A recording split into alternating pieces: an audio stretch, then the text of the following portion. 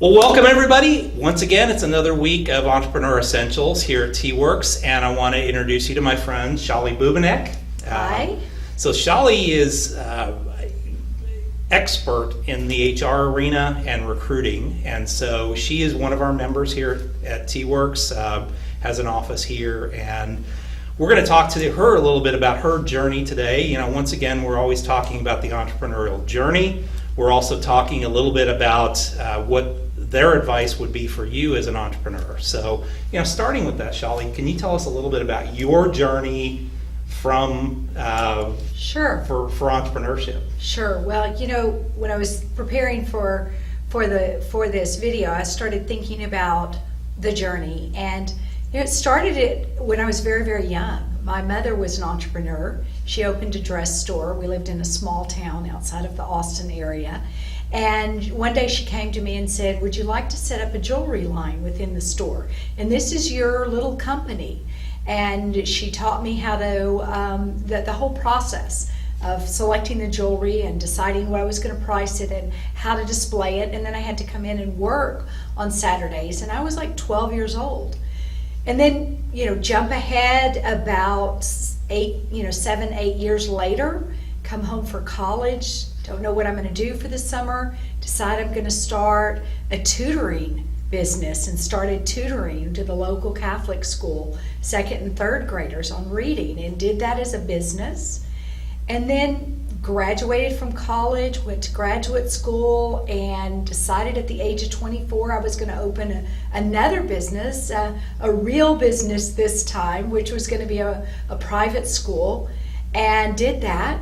And then I kind of went on to sabbatical and went and worked in the corporate world until 3.5 years ago, and I decided, you know what, it's time to do this again. And I love working with people. I love working with business owners and helping them develop and fulfill their dreams. And I saw my company having a niche and being in that process. And so that's kind of what got me here today. Excellent. So tell me a little bit about your business now. What do you do on a day-to-day basis? Sure. So Premier HR Solutions is a HR consulting and recruiting company, and we are HR strategists.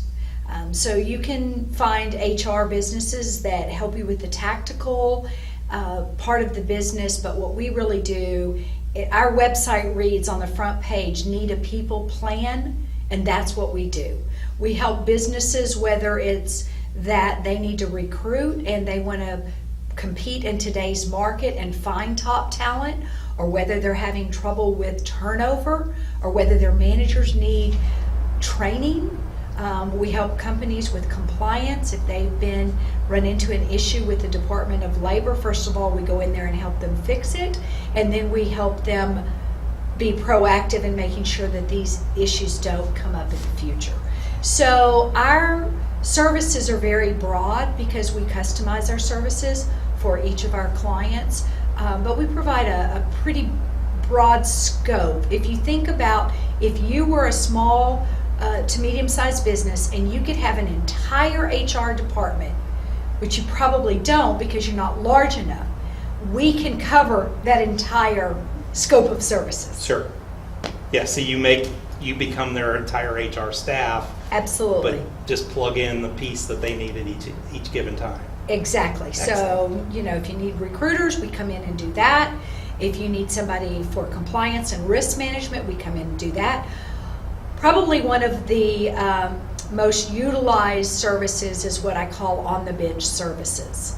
And this is where, after we've gone in and helped companies get everything set up, we step outside of that arena and we sit and we wait on the bench until they call us. And then they call us when there's a need that arises. Maybe it's an employee relations issue. Maybe it's a possible termination.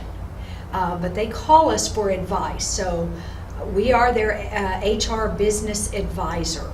And so we come in and help them during that process and help them on any projects. And then when they no longer need us, we go sit on the bench and wait again. Excellent.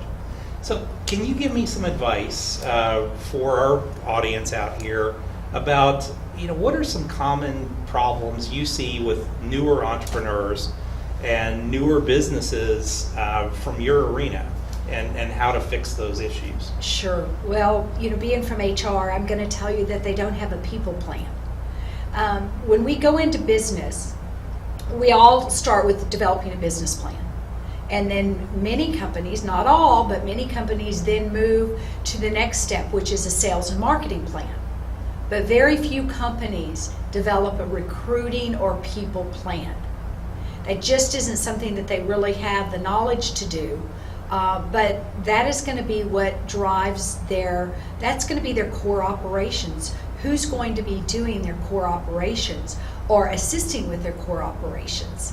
And making sure that you have a good people plan to attract, hire, and retain.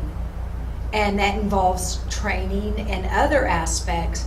That's going to impact your business significantly. Excellent. So, at what point do they need to build that? Sure. I would say that if you're getting anywhere close to thinking about hiring that first person, and we work with a lot of startup companies, they're looking to hire that first person. And I'll give you an example. We had a company that needed to hire a creative marketing director, pretty important online business. This was his first major hire. That was a very significant hire for him because that person was really going to drive his business growth. So I would say, or perhaps it's a key administrative person that's going to be probably one of your first, employee partners that you have. So if you are starting to think about hiring, whether you're going to need to hire one person or many people, you need to start a few months before. But not everybody does that. Sometimes you just wake up and say, oh my gosh, I'm overloaded. I need help with this area. And so you don't always have that. But before you just jump in and go hire somebody, at least go through a strategy or a process for deciding what that talent's going to look like. How are you going to go out there and seek that talent? And how are you going to vet that talent? And then what are you going to offer them? More than just a salary. Mm-hmm. So. Exactly.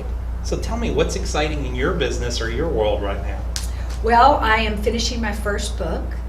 Nice. Strategies for managing the people side of the business.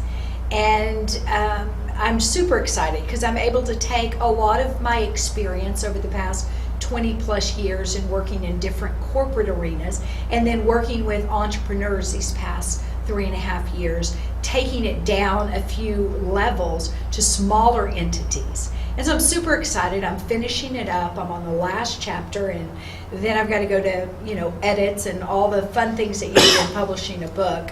But super excited because I think this is going to be, when I talk to business owners about it, they're very intrigued and they're very, when can I buy this book? And I'm like, you can buy it, it's okay, but I'm already implementing some of these strategies with you as a client. So the book is my way to take my business and expand it. There's no limit there. There's a limit to how many clients Premier HR Solutions can take on each year and, not have issues with growth. But there's no limit to getting my message across to, unlimited number of business owners. Yeah, and even if it just helps somebody a little bit, Exactly. it at least moves them along the ball a little bit farther down the court at that point. So. Absolutely. The book is set up for individual chapters. So if recruiting is going to be a focus for your company and growing your people, then there's chapters that you can read independently. If compensation or company culture is another area that you're interested in, but that's all you're really interested in at that time, you can jump in and read that. And then I've set the book up so where it shows you what is best practice, what does it look like, and then there's actually a workbook format. So you can go through the process and build out your own strategy right there as you're reading the book. Excellent. Wonderful. So now's the fun part. Okay. The fast 5 questions, as we All always right. do every week. Okay. So you wake up in the morning, Your business is totally gone. You have $500. You have a place to live and food. You have a laptop computer. What would you do first? Wow. Well, I think the first thing I would do is get on the internet. And since my focus is emerging businesses, I'm going to want to go find wherever I'm at, where are those businesses, what kind of economic development, chamber of commerce, any type of commerce, maybe investors that are investing in the growth of businesses. And then I'm going to start networking. And I'm going to start going to luncheons and signing up for all kinds of different events to go out and introduce myself and meet up with these people that I think could utilize our services. I would definitely continue to do what I do because it's my passion of helping entrepreneurs build their business. As an entrepreneur myself, I think that in many different roles, not just in this role now, I think that I understand the challenge. I mean, I woke up at the age of 25 managing 25 employees before the age of the internet. That's how, and trying to figure out and navigate through that whole system was very, very challenging. And I would have loved an opportunity to have a business strategist, HR strategist, to help me navigate through that. So it's a passion of mine, and I enjoy seeing businesses, fulfill their dream and entrepreneurs succeed, and knowing that I was part of that by helping them. Excellent. So tell me about your biggest business mistake or entrepreneurial mistake that you made over. Sure. I think not keeping a constant pulse on the financial aspect of the business. Because when you're in this, you get wrapped up in when you begin to grow and you're growing fast. Sometimes you're moving so fast, you forget to really closely watch the financial aspect of it. If that happens, you could wake up 3 or 4 months later and go, oh my gosh, I may have a cash flow issue. Or why haven't I exceeded or met my sales goals? And then you've looked back and seen, oh wow, I didn't manage that. Money coming in, what's in my pipeline, how am I building my pipeline? And part of that too is working too much in the business and not enough time on the business. But it's kind of, everybody tells you, and it's not anything new that you guys probably haven't heard, but how do you do that when you're starting the business? Because you have limited resources, so you have to do the work in the business, but then you have to grow the business at the same time. And so that, if you don't have a good pulse or financial strategy and management controls in place, then you can really, find yourself missing some of your key sales and revenue targets. Absolutely. Boy, it can come back and bite you big time, Yes. especially if you're not watching the revenue and making sure that it's coming in the door. So, Scholley, tell me a great book that you use or you like to do or talk about that Sure. you feel like would be something good for these folks. There's a lot, but I think the one that I find that I like to share a lot with my entrepreneur clients is Strength Finder 2.0 by Tom Rath. Yeah. And the reason that I like that book is that I was an educator. My first career, I was an educator. I was a teacher, and we always focused on, what do you need to learn or improve in? But I found that when working with people, that most of the time you can get the greatest amount of commitment and contribution from people when you really know where their strengths lie. And then you utilize, and we all talk about using people and knowing their strengths, but what this book does is there's an assessment that you can take online, and then it tells you your top 5 or 6 strengths. And then you can read about that. And also, if you're managing people, you can read about their strengths, and it gives you some insight on how to manage that.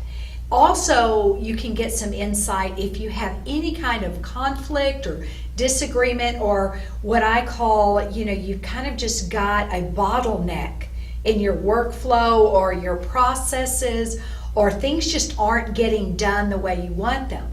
sometimes it doesn't have anything to do about the person's capabilities, but it's about how your personality and their personality are meshing.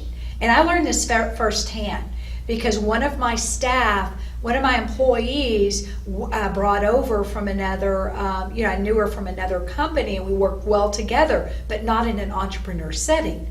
Well, in an entrepreneur setting, things are changing all the time. Yeah. What you do tomorrow is so different from what you do today. In the work environment that we worked in together before, she was, I had all the structure in place, so I hired her to come in and just continue to implement it. So she was getting frustrated with me in my strategic mind. Oh, I think we'll try it this way tomorrow, or let's move direction and focus to this, because she's still on the responsibility, and this is how we're going to do it, and this is attention to detail, and I'm way over the board. So I had to learn, okay, we're in a different environment, take a step back, let her handle this piece of it, and you don't need to be sharing all your strategic thoughts and overwhelming her. And the other thing that I like about the book is that I remember when I was managing salespeople a few years ago, and I was given this job, did not know anything about salespeople, but sometimes when you're in the HR field, you get handed whatever the CEO wants to hand you. And I remember giving them each a book and asking them to take the assessment. In my first one-on-one, we talked about all of their strengths. And I remember one lady who had been, in her career for several years, look at me and say, "You're the first manager that ever cared about me and what my strengths were. So if I learn anything at all from this, thank you for taking the time to get to know me." And so that was just a pretty cool thing. Never really thought about it. Always thought that people did invest in their people. Not so much. Not so much. So anyways. Especially in the sales world. Exactly. Definitely not so much most of the time. So. Exactly. So, I think it's a great conversation piece. And if you're managing people, oh my goodness, you know what their strengths are. The strengths here and the weaknesses here. So you can pretty much tell, I'm a very strategic person. So getting down into the details is one of my weaknesses. That's what I have, my support staff helping me with. So that helps a lot in managing and understanding people. Absolutely. So tell me about a tool that you use in your business that you would see as something valuable for these folks. Contactually. Okay. Contactually is a CRM that another entrepreneur, some people refer to my business as like fractional HR. You just hire us for a piece of the time. You don't need a HR all year long. Well, there is a friend of mine who's a CFO, and she does fractional, chief financial, and she said, you've got to get this contactually because it's going to, and I'm like, I've done, really large enterprise type CRMs, and that's just not conducive to my business. But what it does, it allows you to create buckets. That's very simple. You have a bucket, active clients, maybe inactive clients, prospects, hot leads, however you want to put your buckets. I even have a bucket for referral partners because I get probably 90% of my business through referrals. And so then you can develop marketing strategies, and it integrates with MailChimp. It integrates with my Outlook. It integrates with my iPhone. So if I decide to call a prospect or a referral partner on my phone through Contactually, it's going to date stamp it. If I send out an email to a client, it's going to date stamp it, and then it's going to show me if they emailed me back, and it's going to have the content. So as you grow your business, it's sometimes difficult to remember which clients have I done. And if you have to go in and manually enter a lot of this information, it's not helpful because that's just more time, it's just not very user-friendly. But then you couldn't really afford large enterprise CRM. So this has been really good for me and a couple of my staff that use this. It's been a very helpful tool and very, very affordable. Yeah, and I think that's once again, I always say that the CRM, the best CRM is the one you actually use. Yes. And is easy to use, because if you make it difficult, it's just not going to be used. And there's a lot of free ones out there, but there's not the bells and whistles like this that can add Right. automatically track all these things that are going on in your life. So Scholley, tell us a little bit about how we can get a hold of you. Absolutely. I think probably the best way is to go to our website, and it's www.premierhrsolutions.net.